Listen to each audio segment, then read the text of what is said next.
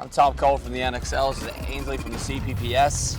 We're here at the UK NXL event, and we have a CPPS event going on in the background here. Combined. Some of the rated fire here you're going to hear.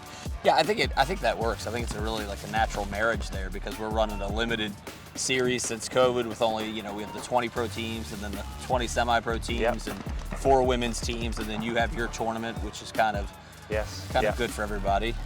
What do you think of UK paintball right now? How do you think it's going? We're on a bit of an upward curve in terms of number of teams since COVID. We had a bit of a drop obviously during COVID, but now we're starting to see more teams coming at the bottom again, which is good. We did have, just after COVID, it was a little lower on numbers in the higher divisions.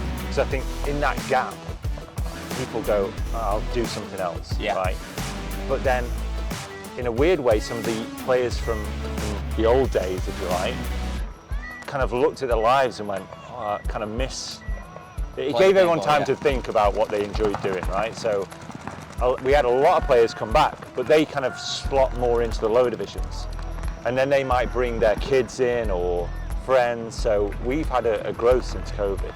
It's really good. Yeah. I do feel like England was inside of the COVID restrictions, especially on the outdoor parts. Yes. For a shorter time than, let's say, mainland Europe, like France, Germany. I know they had like a much stricter lockdown. We were lucky because Leds and I and another guy, Don, we run our federation in the UK, and we worked, because we were bored, really.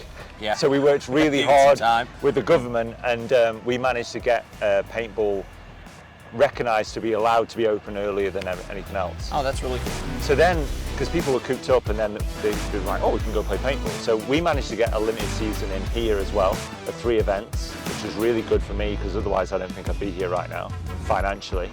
And all the parks in the UK, and because everyone had been cooped up for 2 years, well, not at that point, but say 6 months, everyone went out and played in the woods and, and played rental paintball, and it was really good, so yeah. Whereas in Germany, I think you could go to the pub before you could go to the paintball pub. Yeah. So Germany definitely seems to be one of the late bloomers and everything. Yeah. Which it's going to bring me up another topic, but we'll get into that in a minute. So last year we introduced the Champions Cup, where we were bringing over 3 European teams, basically the winner of the European Championship and the next 2 highest ranked teams. Yes. Last year, luckily, you also managed the Luckies. Yes. And the Luckies got to come over for World Cups. Can you tell me a little bit about what you thought of that switch and what you think that meant to Luckies and maybe what it could do for European? I think for all the teams that went over, not just for Luckies, it was a huge positive experience is the best way to put it. It gave them, it's a huge carrot for European paintball, because we can say that we want to win here, and everyone does, right? But really everyone wants to compete against the best in the world, which is NXL USA. And so to get the opportunity for European players to go out there and do it and play against people they've watched, for years on TV and in videos is the dream, right? So. Well, it's funny, and you see the posts and stuff, people talking about it, like when we announced that we were bringing over these European teams, people are like, they're going to get destroyed, they're going to get schooled, this is a waste of time and all that stuff. And you guys come out right away and you beat the Russians in your first match. Yes. And I know the rest of them didn't probably go the way you wanted to, but they were close matches. They were all close matches, it was dynamic. The Tauntauns went on, and Carnage did well. I think all the European teams played better than everybody thought they would. So I was pretty happy with it. I thought they performed better than everybody thought they would. Yeah, for sure. Did you see major differences in, let's say, way the American teams were run, or maybe the way they play compared to the European? Okay, so the way that they're run, we spoke about this anyway, but they have a huge entourage that's around the team, right? And it might just be that, if we ran it here, I'd have a bigger entourage. Correct. Because and you do. Yes, we do. But you can't obviously fly those people, and it's the same when we go to Europe or whatever, we go with a smaller crew. But I guess at World Cup, it's more of you take the whole crew there anyway, because it's a bit of a destination and people want to go there. It's not just, just the paintball. So that's one thing. But yeah, I think generally speaking, their whole system that is built around the team is incredible. And in terms of scouting, in terms of the pit crew, the management of pits, and Lucky's learned a lot from that. They were blown away by how it is, and we changed a lot since then. I mean, it's not helped us yet this year, but we changed. Well, the problem is the two of the other teams that are doing well are also part of that learning curve, yeah, exactly, right? So, it quickly ramps up the competition. Well, and everyone, like in the UK, then starts copying. You know, as soon as someone picks something up that's good, then everybody else starts doing it. And so the level just is grown, I think. I think since World Cup, with those three teams coming out, the level in Europe has increased anyway. Because everyone's just taken on that information and then they play slightly. I also, to be honest, I felt like no one believed this, that we were actually going to have people going to World Cup. I guess maybe too much Millennium stories in the past or something, but they definitely didn't believe that was going to happen. So I felt like we needed a proof of concept that we're actually going to do it before something happened. And that's another topic I want to go into, which I find very intriguing, is so when I was playing in the 90s, there was a lot of UK players being recruited to the United States to play for the pro teams. It was almost like, well, definitely 2 of the top 4 teams had a Brit playing for them. Some of them had 2, like the All-Americans had 2. They had Phil Ham and Robo, and Aftershock had a Robo too at some point in time, and also a guy named Heavy, and actually Junior Brown from up in Sacramento. I almost forget he's British because he's been over here for so long, over in the States for so long.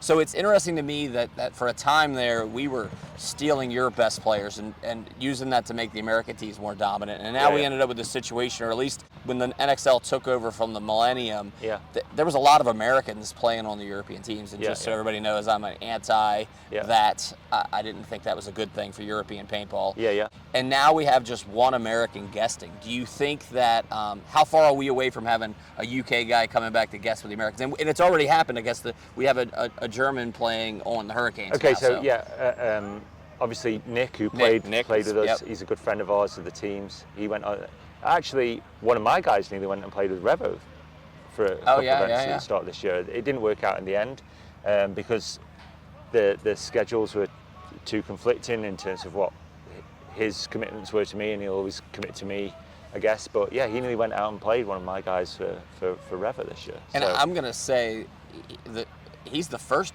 German ever to get picked up, because we got Axel, we've had Freddie and Fabrice came over and played for a while in the US. And we've had some French players, some UK players. I don't think we've ever had a German player, so that's good. I can't think of any. I mean, Nick's a great guy, so. We've never had a dominant German team either, like a truly mega team out of Germany. So it'd be interesting to see what that is. And why do you think that is? Do you have a theory on why the Germans have never really had an epic team? Because they're one of the wealthier countries in Germany, in Europe, right? I mean, when Breakout won here last year, that was their first Millennium/NXL win ever, wasn't it? It was. So but they're Belgian, so that's true. Let's not count them. Let's not count them. I'm not sure. I mean, DPL for a time was one of the strongest paintball leagues in the world. 350 teams. I mean, it's still quite a big league anyway, and it's well established. So, I mean, who knows? Is it that it's Germany so big, and so players are spread across different teams, perhaps? It may be, they don't get to start playing until they're 18. Yes, so that might be part of it. Because we do, I think we see a little bit of a thing. People come in at the age of 15 to 18, they play, they get hooked, and then they dip during college and they come back. But now they're already ahead of anybody that's starting to play in the 20s. So that could also be another thing. But it could be geographical though, in the sense that, like in England, like some of my players are from 3-4 hours away, which is, say, the length of the country away from here, but they still make it. Where Germany's, then you've got to get true. Flights, we do have the U.S. And they don't have the funds dilemma, to do it. Right? The U.S. has a huge country, and but you have more, I'd say, wealthier owners of teams. Probably have wealthier owners. For sure. And then we had the whole Russian thing. Like half the best American players playing today were trained in Russia. During that little era. So. But player-wise, the other part of the conversation we were on about earlier is about the difference in play as well. Obviously, over there you have unlimited paint format, so we had to adjust to that, and everyone found that challenging. Just the control that is put into certain zones, especially. Here it's a lot faster. I mean, my guys suffered, I think, at the start of this year because they're still in unlimited paint mode for the first event. Got it. Okay. Yeah. I saw him play some long points too. Yeah. Like the domestic events, I've seen a few of the guys just run out of paint within, within a minute, and I'm like, oh god, they're still, it is tough to have multiple formats. I'm pretty anti that because of that exact situation. But the Europeans are in a unique situation. I think they have less disposable income than the Americans do. Yeah. At some point in time, we really need to design a format that really is easier to play, cheaper to play. Puts everybody on the same format. Yes. We'll see. Yeah. So you felt like the limited paint was a big difference when you came over there. Yeah. They found it. We spent, I think, before World Cup, because the layout obviously didn't.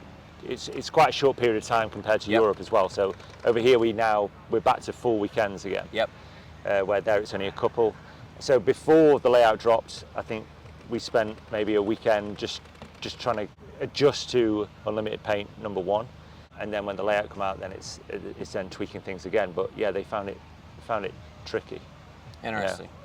So which one do you think we should go? Do you think we should have the Europeans go to unlimited or the Americans go to limited? I think paint company's going to hate me, but I think limited paint. Yeah. It'd be interesting. I have some fears of limited paint, but they're getting less. You know what I mean? It's such a How many times do you see a player here run out of paint? It's not that often. We've watched a lot of games this weekend, and it's not that often that someone will run out of paint. It's not that often. And I would feel better about it, and I'm leading the witness here, but I'd feel better about it if we had a limited game time that no match could go over 4 minutes or 5 minutes or whatever that number is, 3 minutes, 2 minutes, I don't care. But so that it didn't just turn into stalemate. A 2-on-2 with everybody with 10 balls and no one wanting to be the person that gives up the point, and we just sit there and burn it. I mean, at some point in time, it's not really TV ready now, but at some point we got to have a product that people can watch. And it makes it exciting to watch, Yeah. And to play. You think limited paint makes it exciting? I feel like some of the most boring games I watched were the old Millennium M500. Yes, now maybe 500 is not the right guy. Yeah, I think that when M500 was developed, that was when we had the old school M bunker, and it was there was nothing in the middle, so you had you run the snake, you ran the bags, and there was hardly the odd layout you could get to the M, right? But I don't feel like the number of bunkers on the field and the way that they were was conducive to M500. It became a stalemate because it was very boring. Got it. But when you introduce more centre bunkers and pass for the back players to kind of move up the field, it then changed the dynamic a little bit. I know personally a lot of the American pros really like, because they did get a chance when they went over to go play the Millennium or the NXL in Europe, play the limited paint, and they really liked it. You know what I mean? So they're always lobbying me for it to kind of get it there. Go ahead and chime in below and let me know what you think, whether we should go to limited paint or unlimited paint, or whether we should... Well, I'll give you another example of limited paint is like the Nations Cups. Yeah. And that's more limited than what we play here, and that was pretty exciting again. I find that any of those trials, like a Nations Cup or a practice or a scrimmage or whatever, they're always more dynamic because people are willing to take more risks. It's not as much on the line. When you suddenly have the difference between first and second and you got 10 balls, everybody just kind of crosses it up and plays safe, and it gets super boring. So everything works when people are playing for fun in the Nations event, much as we want our nation to win. It is there to be fun. It's not your true team. I think that makes people play a little more crazy, but I'm open to it. I mean, the games here have been dynamic. I mean, your game against Tauntaun was, I think, a 6-5 game yesterday. And it was a great game. That was quite exciting. It was like who could create a bigger bloodbath in the snake every time, and I thought it was great. Just to contradict you there, no one is playing Nations for fun. They all just want to win, otherwise they'll start crying. Well, we cried. We cried last year when we didn't win, right? Yeah. Little shout out to Ryan. We did a little. I'm glad you said that, not me. I felt I needed to do that for you because you were getting more trouble for it than you were. I would. So He's I a think friend of mine. He stays at my next house. week. Okay. All right. Well, I appreciate you taking the time, and hopefully Thank you. we'll get this going. So appreciate it. Thanks, bud.